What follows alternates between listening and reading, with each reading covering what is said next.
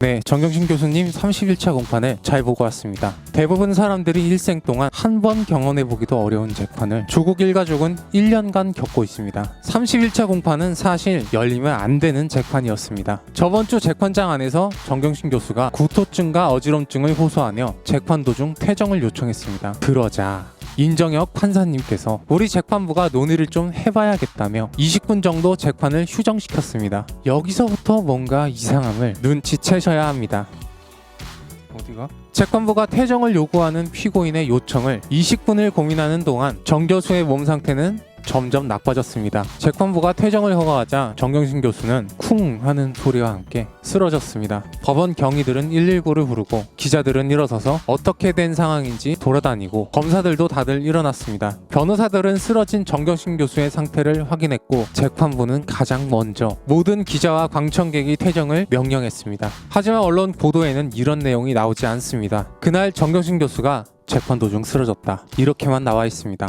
아침 10시부터 저녁 6시까지 무리한 재판을 매주 1년 동안이나 강행한 재판부와 몸이 아프다는 피고인의 요청을 늦장 대처한 재판부에 대한 이야기는 그 어떤 기사에도 나오지 않습니다. 구급차를 타고 병원으로 간 정경심 교수는 공판 연기 신청을 했습니다. 재판부는 진단서를 받아보고도 재판을 하는데 별 문제가 없을 것 같다며 공판 연기 신청을 기각했습니다. 31차 공판은 이렇게 열린 재판입니다. 그리고 이걸 보고도 보도하지 않는 언론은 스스로 부동산 광고지임을 증명하고 있습니다. 심지어 조선일보는 재판부를 칭찬합니다. 아픈 사람 불러서 재판하는 것도 이상하게 보이지 않고 재판장에서 정경심 교수가 쓰러진 걸 보고 서로 왼쪽으로 쓰러졌나 오른쪽으로 쓰러졌나 하늘을 보고 누웠나 쿵 소리가 났나 쾅 소리가 났나 이런 얘기를 하고 있었습니다. 기자들 눈에는 재판 도중 쓰러져도 재판에 나가야 하고 양쪽 무릎 수술을 한 사람도 군대로 복귀해야 하나 봅니다. 추미애 장관 아들 군 효과 논란은 검찰 수사 결과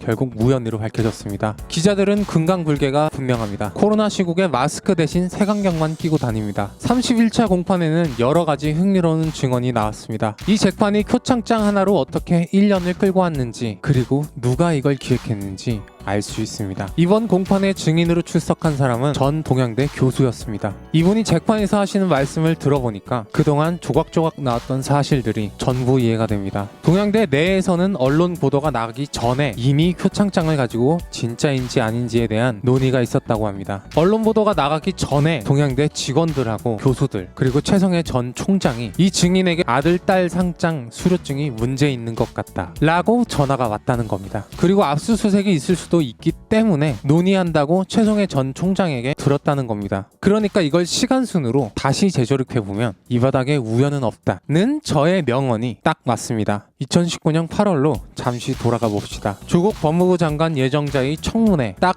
2주 전 2019년 8월 26일 월요일 이 모든 작업의 최초가 은밀하게 시작됩니다. 이날 동양대에서는 이사회 회의가 있었습니다. 이 이사회에서 표창장에 대한 논의가 없었다는 걸 검찰이 아주 강력하게 주장합니다. 아주 강력하게 주장해요. 누가 보면 대검찰청이 동양대 안에 있는 줄 알겠어요? 2019년 8월 27일 최성해 총장이 급하게 서울로 올라가 김병준의 소개로 최규일 의원과 우동기 교육감을 만납니다. 그리고 이날 곽상도 의원이 동양대로 자료 요청 공문을 하나 보내게 됩니다. 여기서 기억해야 할 게 우동기 교육감의 동생이 우동혁입니다. 이분이 KBS 기자로 굉장히 오랫동안 근무한 분이거든요. 2019년 8월 30일 곽상도 의원이 동양대에 요청한 공문에 자료 없음이라는 답변을 받습니다. 이때를 기점으로 동양대에는 어떤 알 수 없는 특정한 자료가 사라지게 됩니다. 이게 절대 존인 씨에 대한 표창장 자료라든지 상장 대장이 불타서 사라졌다든지 이런 건 아닐 겁니다. 검찰이 아니라고 했으니까요. 2019년 9월 2일로 넘어갑니다.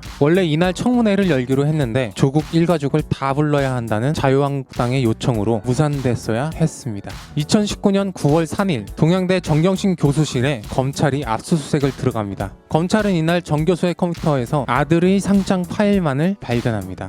이 아들의 상장에서 직인을 오려 존인 씨의 상장을 만들었다고 하는 컴퓨터는 9월 10일 이미 제출됐는데 미래를 내다보는 태영 방송이 3일 전에 보도해버렸습니다. 2019년 9월 4일 새벽 5시 최성해 총장이 만났던 우동기 교육관의 동생 우동혁 전 기자가 있었던 KBS에서 단독으로 최성해의 인터뷰 특종을 냅니다. 조국 딸 본 적도 없고 총장상 주지 않았다. 이것도 나중에 최성해 증인이 법정에서 이건 허위 기사라고 주장합니다. 지금은 기사가 지워져 있습니다. 이날 오후 최성해 총장은 또다시 서울로 올라가 검찰 조사를 받습니다. 5개 항의 중 3개가 허위로 밝혀진 최성해 전 총장이 이날 검찰에서 무슨 조사를 받았는지, 정말 윤석열 총장과 밥을 먹었는지는 모르겠지만 이날 우연히도 조국 법무부 장관 내정자의 청문회가 열리기로 합의됩니다. 2019년 9월 6일 조국 법무부 장관의 청문회가 끝나자마자 부인인 정경심 교수를 검찰이 전격 기소합니다. 표창장을 위조했다는 혐의 하나로요. 총장 직인이 발견됐다는 동양대 강사유괴실 컴퓨터는 4일 뒤에 발견됐습니다. 그리고 정경심 교수는 기소 18일 뒤 송경호 부장판사의 심리로 구속됩니다.